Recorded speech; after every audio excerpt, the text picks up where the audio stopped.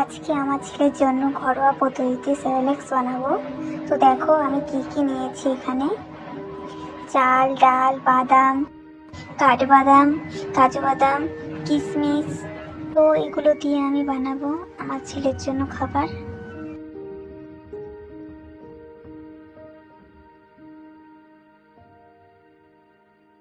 এখন আমি চালটাকে ভালো করে ধুয়ে নিব 3-4 বার। দেখো বন্ধুরা, আমি খুব ভালো করে চাল, ডাল, উপকরণগুলো ভালো করে ধুয়ে নিয়েছি। এবার কাজু, কিশমিশ, কাঠবাদাম এগুলো ধুয়ে রেখে দিয়েছি।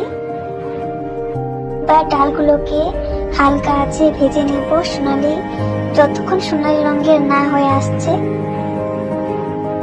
যখন ডালটা হালকা হালকা সোনালি রঙের হয়ে আসবে তখনই আমি নামিয়ে নেব।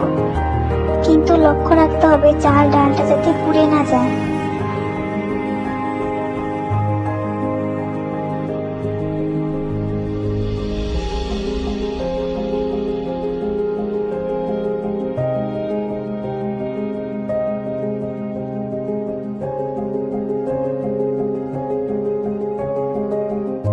তো দেখো আমার ছেলের খাবার তৈরি হয়ে গেছে।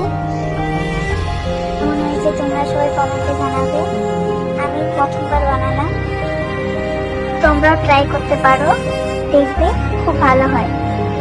বাচ্চারা খুব আনন্দ করে খাবে।